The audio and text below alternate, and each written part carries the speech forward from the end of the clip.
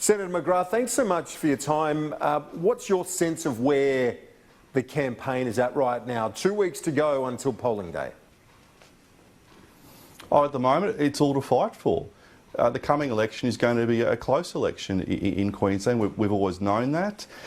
We've got an opposition who have a great set of policies. We've also got a government who are using coronavirus as an alibi to cover up their economic mismanagement over the last 5 years. I was speaking to some candidates before who just took a quick tea break off the pre-poll rosters, and they're saying that there is a positive mood out there between Cairns and also the Gold Coast of what voters are saying that they want change, they want Deb Frecklin as Premier, and they want a government who's going to get on and do things and not just play politics. So it is all to play for in Queensland. The next 2 weeks are going to be hard weeks. I expect to see a lot of people vote before polling day, continuing trends that we saw in the Northern Territory and during the Brisbane City Council elections. So it's long days ahead for all of us in Queensland. Are we seeing a clear divide between the southeast corner and the rest of the state in terms of sentiment? I don't think you're seeing a clear divide between the southeast corner and the rest of the state. I think in my travels around the state, and I've done a lot of travel, the mood that I'm picking up is that especially in the business community, whether it's in Cairns or on the Gold Coast, that they understand that the federal government have come to the fore with the JobKeeper package. That's kept businesses running, that's kept people in jobs. What has the state government done? It's done nothing when it comes to helping businesses and helping jobs. What we've seen throughout this last campaign, you were just talking about the seat of Pumicestone. Labor have made a series of re-announcements. This is policies that they announced before the last election, have done nothing on, and suddenly they want to try and win this seat, so they're re-announcing these policies. I think Labor are aware of the difficulties they face coming into this campaign. There is a reason why Premier Palaszczuk spent a full day in the state seat of Traeger about 2 weeks ago. Traeger is a seat held by Robbie Katter. It's got a 28% margin. Why was she there? She's there to play footsies with Katter because she knows it's going to be very difficult for Labor to be a majority government after the coming election. Where are the borders at in terms of a political position ahead of the election?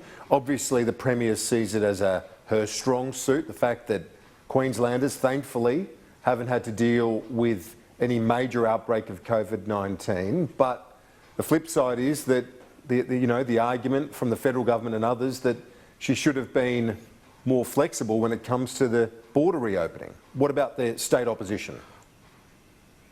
Well, what Deb has very clearly said is that she will take the advice of the Chief Health Officer in relation to the closure of the borders, but it's not a set and forget.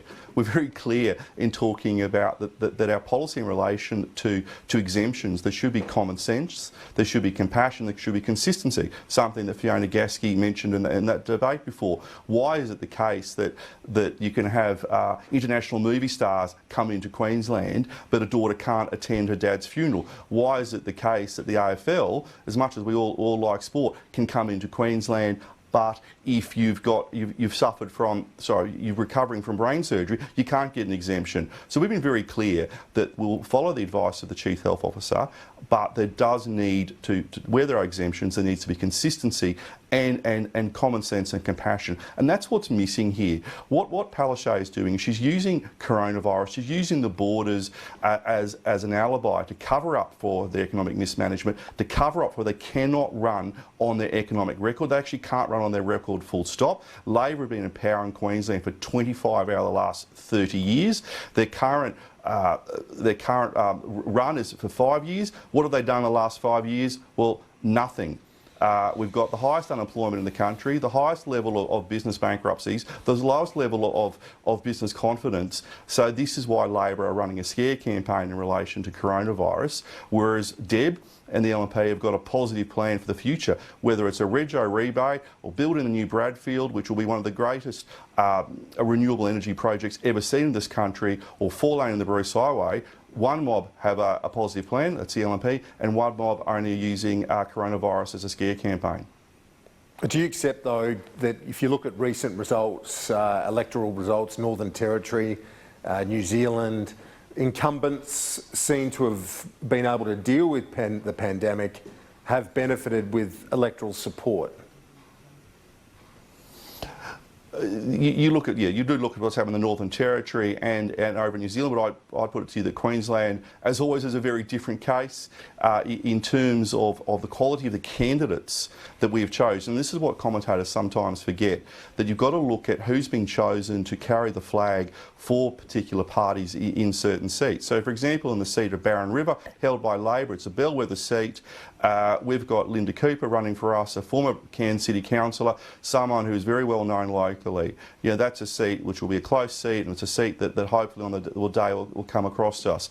The same when you go to the seat of Whitsunday, the seat formerly held by us.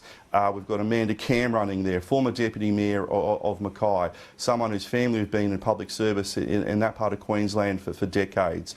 And the same with the seat of Aspley. We've got Amanda Cooper, no relation to Linda, another former, this time Brisbane City Councillor, who's running for the LNP against Labor. Labor hold the seat. So I think you're going to see, rather than a swing towards incumbents per se, you're going to see a swing towards the best local candidates.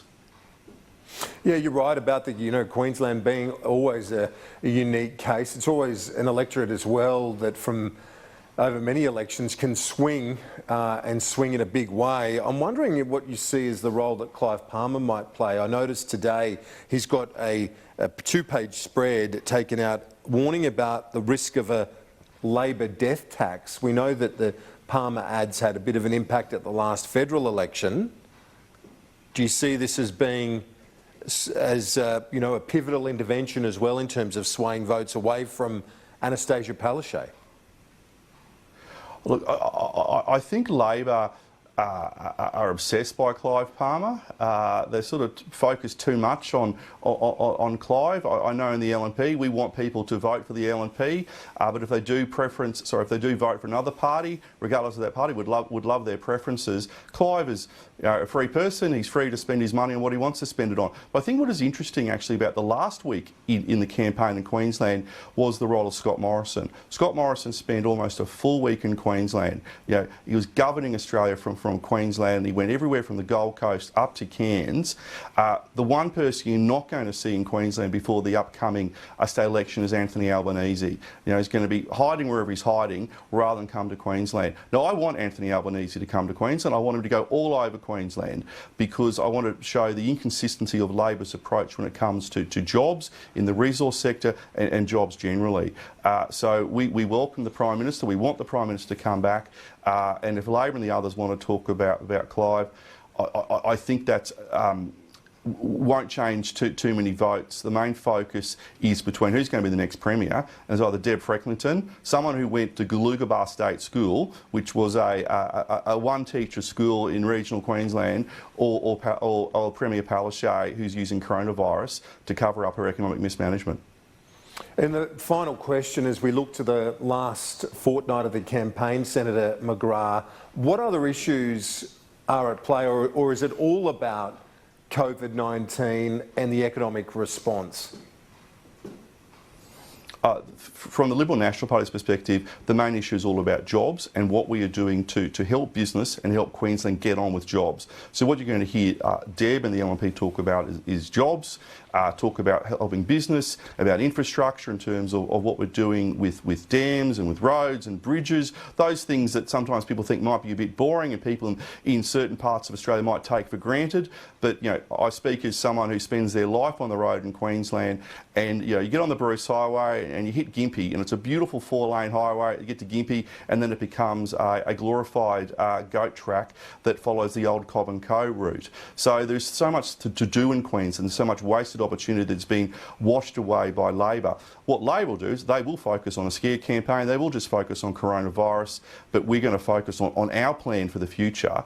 And what we'll see is, I think you'll see 2/3 of voters will have voted before polling day on the 31st of October. Yeah, that early voting trend continues. Former Queensland campaign manager, Liberal Senator James McGrath, will talk to you next week in the build-up to the election. Thanks.